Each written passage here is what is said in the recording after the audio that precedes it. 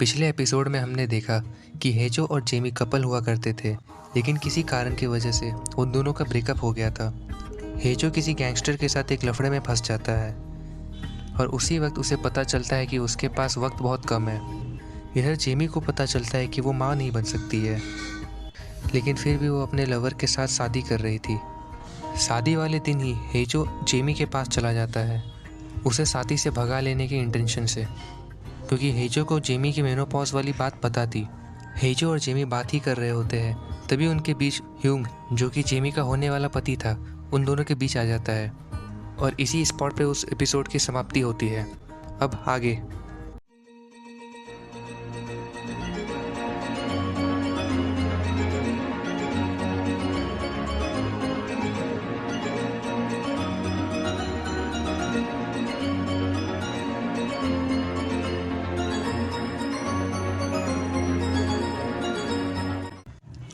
इस एपिसोड के शुरुआत में हेजो एक क्लिनिक पे बैठा लोगों को अपनी कहानी सुना रहा था कि किस तरह 30 साल पहले एक रईस कपल इसी क्लिनिक पे आया था, जहां हस्बैंड को टेस्टिकुलर कैंसर था।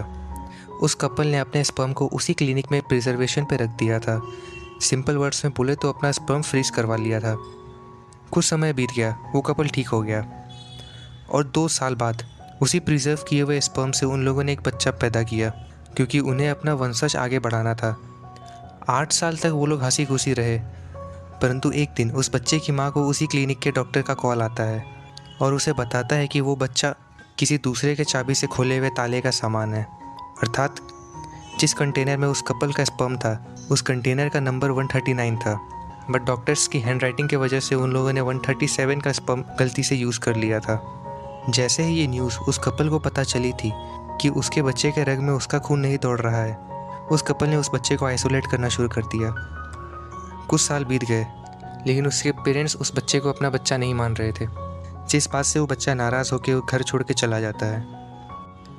हेजो उस क्लिनिक में तोड़फोड़ करने के मूड में होता है और अपने बायोलॉजिकल पापा का एड्रेस का डिमांड करता है। डॉक्टर हेजो को कंटेनर नंबर 137 की जानकारी देने से मना कर देता है, लेकिन फिर भी किसी तरह हेजो डरा धमका के इन्फॉर्मेशन निकलवा लेता है। हेजो क्लिनिक से डायरेक्ट जेमी के पास आ जाता है और उसे अपने साथ चलने को कहता है। देखा जाए तो ब्लैकमेल करता है जेमी के सीक्रेट को लेके। वो लोग बात कर ही रहे थे कि तभी वहाँ ह्यूंग आ जाता है।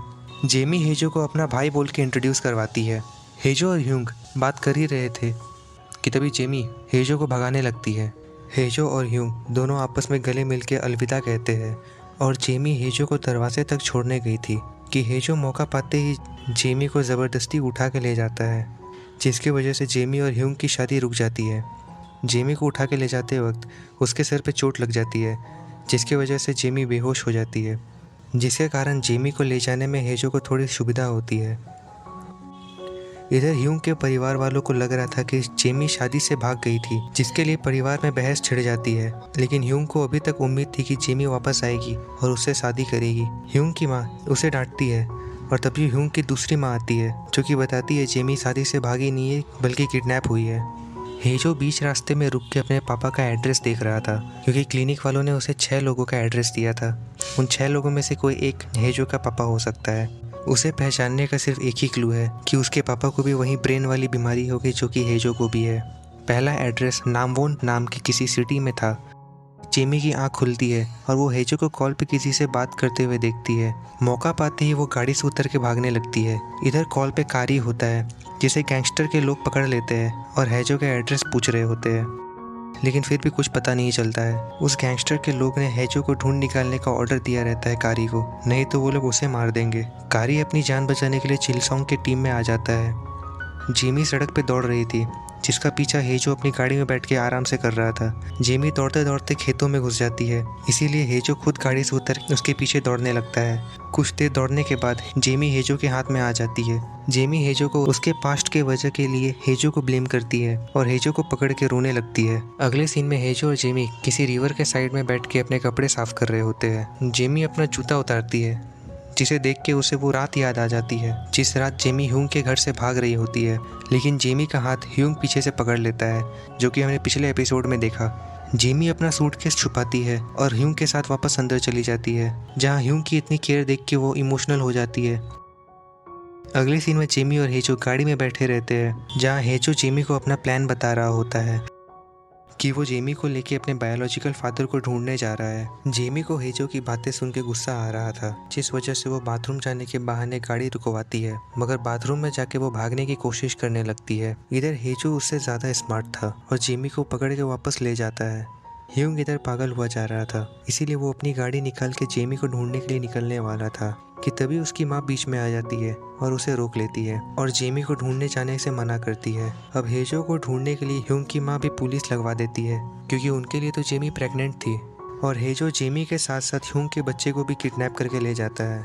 अगले सीन में हेजो और जेमी किसी दुकान से अपने लिए कपड़े खरीदते हैं, जहाँ जेमी उस शॉप के ओनर से उनका फ़ोन लेके ह्यूंग को अपना लोकेशन का मैसेज कर देती है और वो हेजो के साथ फिर से निकल पड़ती है। ह्यूंग के मैसेज देखते ही वो अपना गाड़ी उठा के जेमी को ढूंढने के लिए निकल पड़ता है।